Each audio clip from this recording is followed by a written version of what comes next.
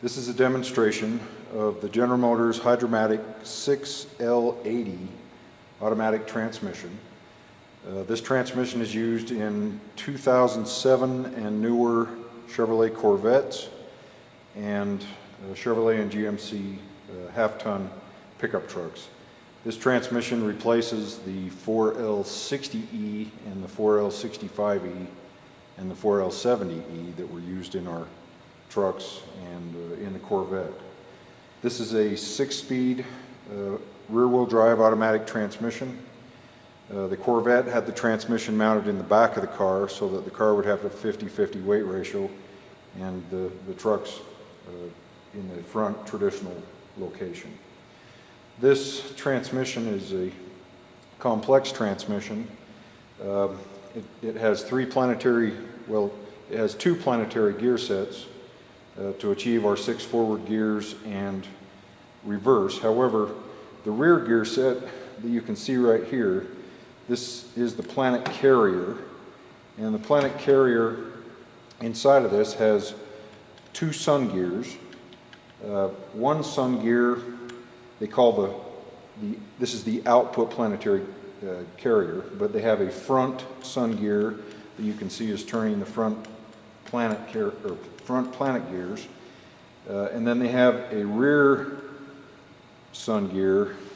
You can see turns those rear planet gears, planet gears. And notice that there's an idler gear in there so that we can reverse the direction of the sun gears. So this Planet Carrier and planetary gear set, GM refers to it in their publications as a single planetary gear set, but as you can see, it has 2 separate sun gears, 1 common carrier, 2 separate sets of planetary gears, and then all of this sits inside of this housing right here, which has 2 separate ring gears splined to the same housing. And so we have this in the back of the transmission. The front planetary gear set in this housing has a gear ratio of approximately 2.0 to 1, and we use that for 2nd, 6th, 3rd, 5th, and reverse. And then this bottom one we use for 1st, 2nd, 3rd, and 4th gears. And there's separate clutch housings that connect to those sun gears. There are 3 clutch housings. The first clutch housing that connects to the top sun gear is called it contains the 3-5 reverse clutch in the top of this housing inside. It also contains this 2-6 clutch in the bottom of this housing inside, and as you can see, it turns the upper sun gear and upper planet gears. And then we have this housing that around the outside of this housing, splined to the case, is the 1, 2, 3, 4 clutch, and it's going to fit down inside of that other housing, and notice it turns that bottom sun gear and planet gears. And then sitting inside of that, we have a 4, 5, 6 clutch housing, and this clutch housing connects to our input shaft that connects to our turbine and the torque converter, and ultimately the power from the engine. And it reaches all the way down through both of those to the bottom of the planet carrier and just simply turns the entire planet carrier as one assembly. So 2 planetary gear sets. We have a 2 to 1 ratio approximately with the front gear set, and about a 2.6 to 1 gear ratio in the rear gear set. Well, I've got all of that set up here in this mock-up. I'm going to transfer this 4, 5, 6 clutch over here and down in. We have a low clutch sprag that grabs the planet carrier and holds it still in first gear, but is overrunning the rest of the time. So I'll move these pieces out of the way for a moment. And then in the front of the transmission, we've got another planetary gear set, and it's called the input gear set, and it has its own sun gear and planet carrier with 4 planet gears, and its own internal gear or ring gear. And this gear set is used for reduction in driving the rear gear set. It has a 1.532 gear reduction in first, second, third, and fourth gears as we drive the output planetary gear sets. This sun gear, by the way, is splined to the back of the stator support in that bolts to the bell housing of the transmission. So this sun gear is stationary the entire time. It's held solid. We're turning the ring gear, which causes the planet carrier to underdrive with a gear ratio of 1.532 to 1. And so I'm going to set this input housing down inside here.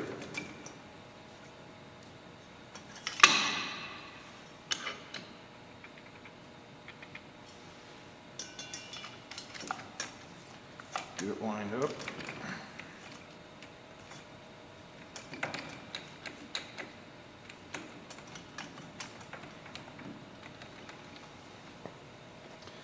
Okay, then spline to the planet carrier of the input planetary gear set. We have these splines right here.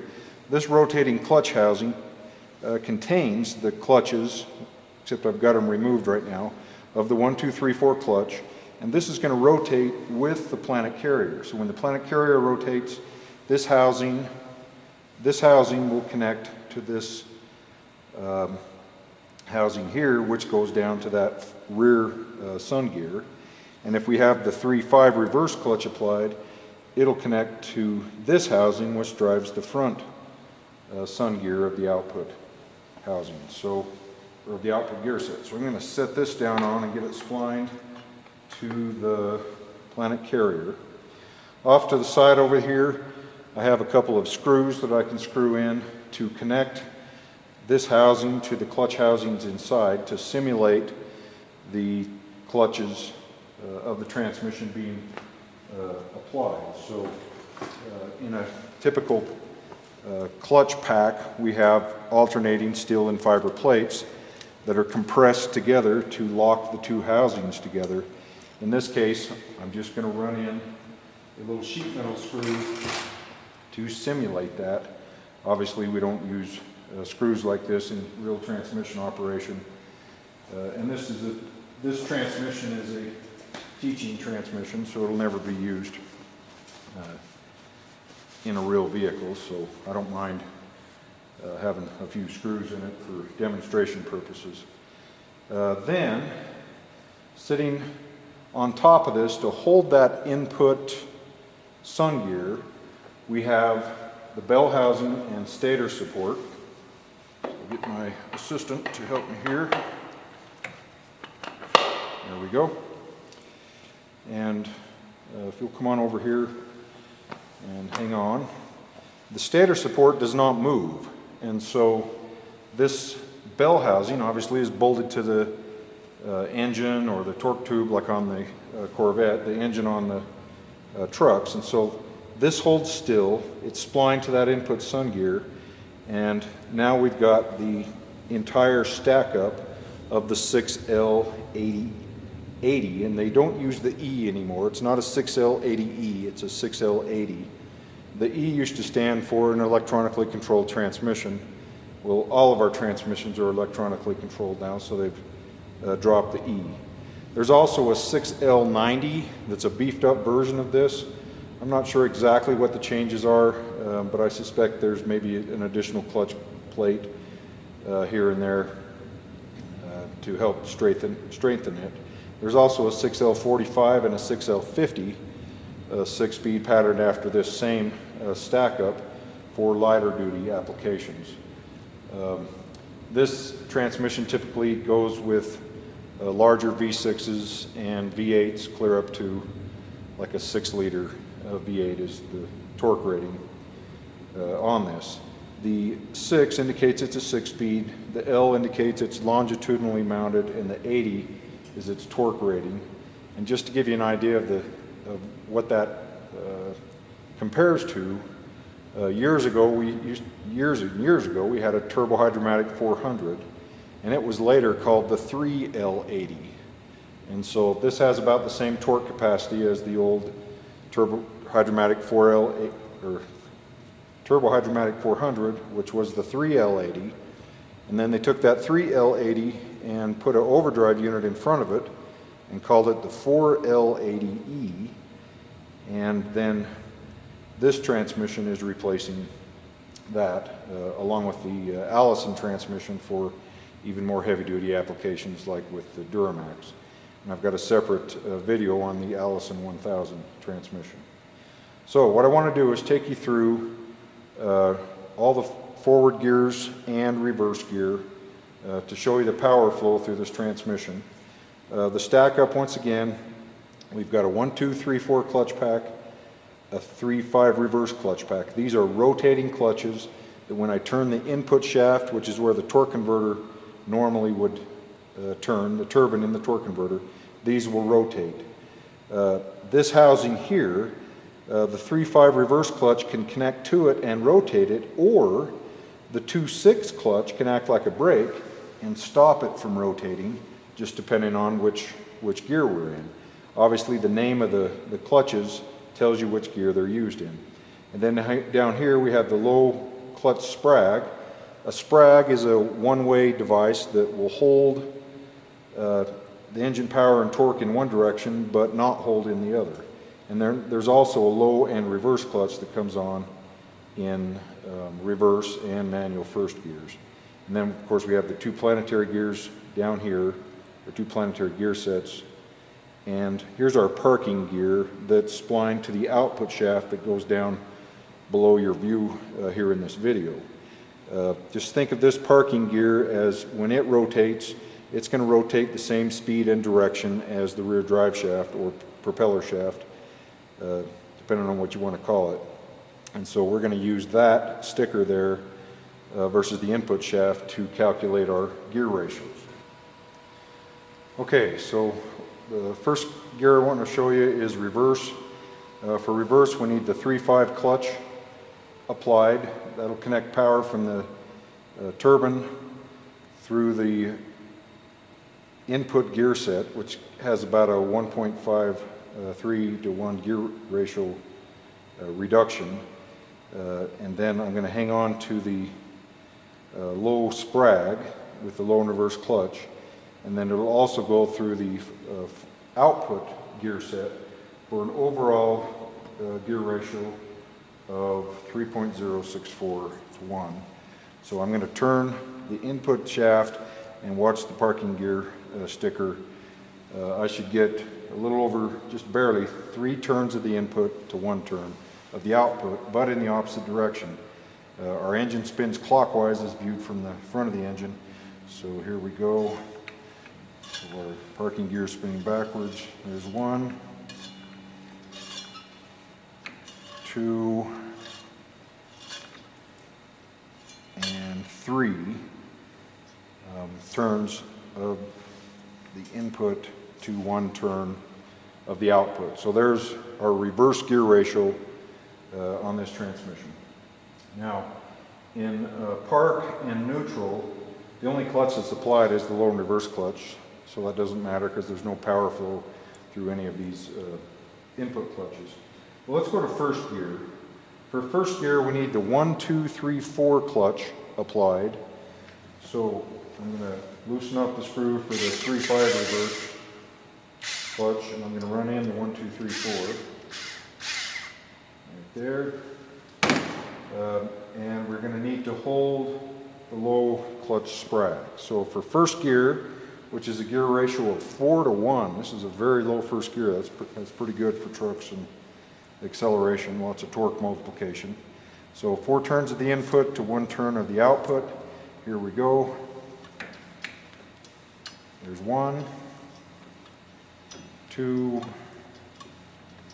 3, and 4. And we've got our full turn of the output. So that's first gear. For second gear, we'll keep the 1, 2, 3, 4 clutch applied, which is this one up here. And then we will move to the 2/6 clutch to apply it. Now, 2/6 clutch is right here. So the 2/6 clutch, we are going to hold that, since that's a brake, 2/6 clutch brake. We'll hold it instead of the low and reverse clutch, and that should change our gear ratio to 2.364 to 1. So 2.3 turns of the input to 1 turn of the output, just by switching from holding this to holding this. Both of those clutches sit inside of this big center support housing inside the transmission. And when they're applied, once again, they just hold components from turning. So here we go. Second gear, we should have 2.3 turns of the input to 1 turn of our output. And here we go. There's 1, 2.3 turns of the input to 1 turn of the output. All right, for third gear, we're going to keep the 1, 2, 3, 4 clutch on because it's on in first, second, third, and fourth. And now we're going to go to the 3/5 reverse clutch. So our 3/5 reverse clutch is right here. So I'm going to run this screw in also.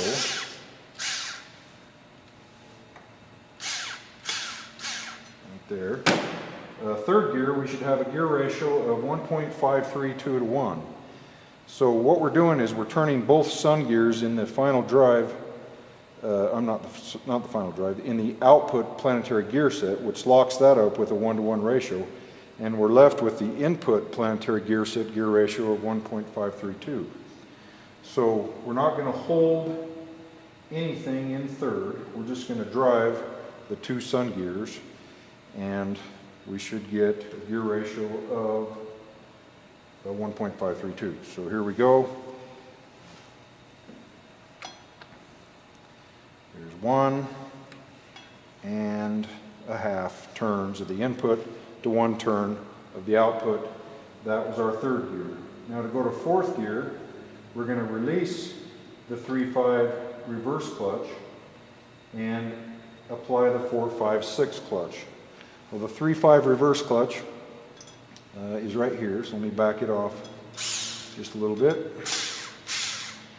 And to apply the 4/5/6 clutch, the 4/5/6 clutch is that one inside of all of this that splines clear to the bottom of the planet carrier. So to apply that clutch, we're going to have to lift this bell housing back off.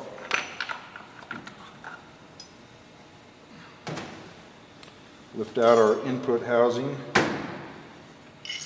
Here is our 4/5/6 clutch. And I've got another input housing with the 4/5/6 clutch all set up, already applied, that I'm just going to set down in there. And it'll stay on in 4th, 5th, and 6th gears. So we won't have to go back down inside of that to get the, for any higher gears. So let's lift this bell housing back up. Just a minute. Set our clutch housing back on, spline it with our input sun gear. Now the bell housing.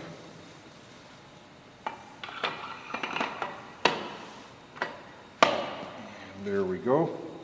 Okay, so our 4/5/6 clutch is applied, and remember it splines to the carrier, the output carrier. So the entire carrier is going to be turning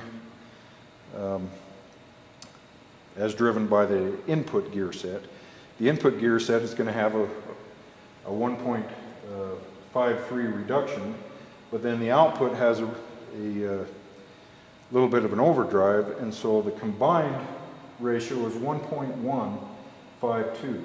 So we're going to apply the 1, 2, 3, 4 clutch, which is this top one. This is the last gear it's on in 4th gear, right there. And then we'll turn the input shaft, or turbine shaft, and That's it. So now we should get 1 full turn of the output with just a little over 1 turn of the input, 1.1 turns of the input. So here we go. There's 1 full turn of the input and just a tenth more, 1.1 turns of the input shaft to 1 full turn of the output shaft. That's 4th gear. Now this transmission is unique in that it does not have direct drive. This transmission's 5th and 6th gears are actually overdrive gear ratios, both of them. So at no time is the entire transmission locked up, turning 1 turn in to 1 turn out, as a lot of transmissions do. So in 5th gear, we're going to have the 3/5 reverse clutch applied and the 4/5/6 clutch applied. Well, the 3/5 reverse clutch is this bottom one right here. So let me turn this around. Loosen up that screw, run in this other one. Okay, so we've got it applied, and the 4/5/6 clutch inside, deep inside of this housing is applied. So now we should get 1 full turn of the output with only 8/10 of a turn of the input. So here we go. So we should get 1 full turn of the output. See how fast that's spinning? To 8/10 of a turn of the input, which we did.